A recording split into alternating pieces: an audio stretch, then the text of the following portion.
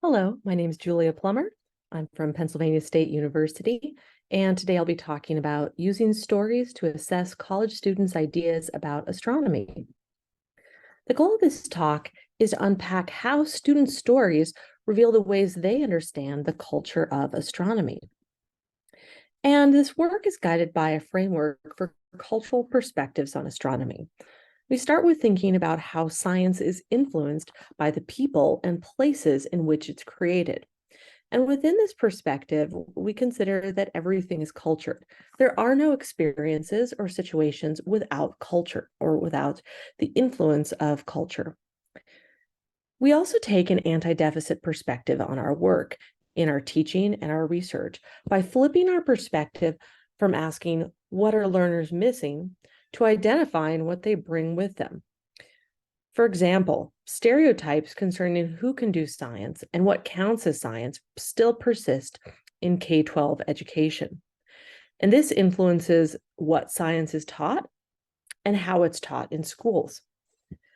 We also find that students may learn to see that science is not for them when their experiences in schools implicitly and explicitly do not convey science as something that's done by people who look like them, speak like them, are from similar cultures, similar backgrounds.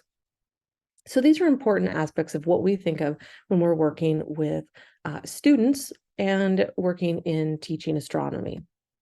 So the setting of this study is an introductory astronomy course for education majors.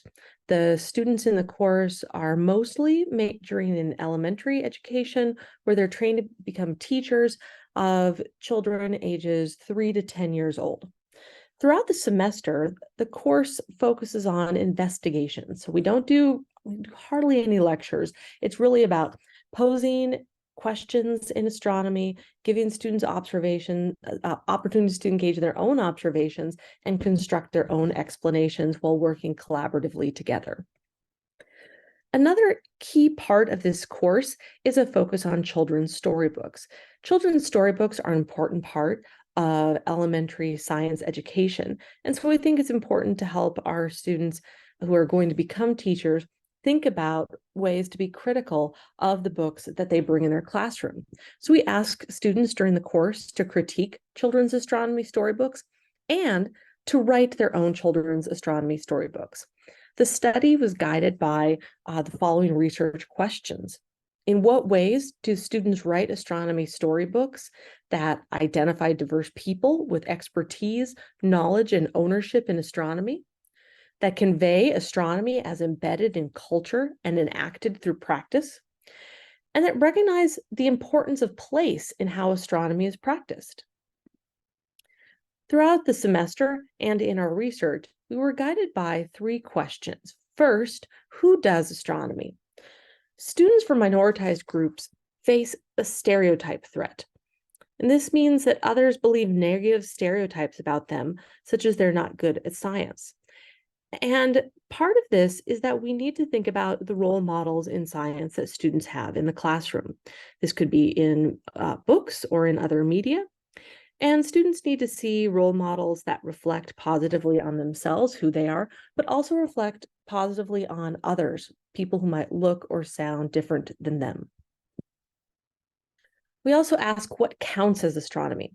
Rather than viewing science as neutral or objective, children need to see the personal, cultural, and historical context of the science being shared.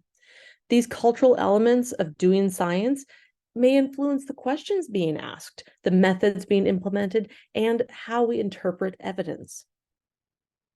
Finally, we ask, how does place shape astronomy? Science knowledge is created in specific cultural, ecological, and geographic contexts, and how students learn is tied to their understanding of that relationship between science and place-based contexts. So the study, as I mentioned, was set in an introductory astronomy course for education majors. There are 24 students in the course, and all participated in the study. We collected at the end of the semester their electronic storybooks that they wrote during the semester. The students used a program called Story Jumper, which is free to use to write your own electronic storybooks. And then after the end of the semester, my colleague and I collaboratively coded all of the storybooks, and we generated codes based on the 3 guiding questions. And from that, we generated themes to describe how the students were thinking about astronomy. And these are our findings. We'll start with who does astronomy. We found that the students wrote storybooks that often included diverse representation of main characters. This included children, girls and women doing astronomy, and people of color. We also found that a number of storybooks included multiple races and ethnicities working together to do astronomy, and families engaged in doing astronomy together. On the other hand, we found a number of storybooks who conveyed the message, and so this was in their final author's note, and they said anyone can do astronomy. Yet, what they wrote in their storybooks didn't necessarily support that.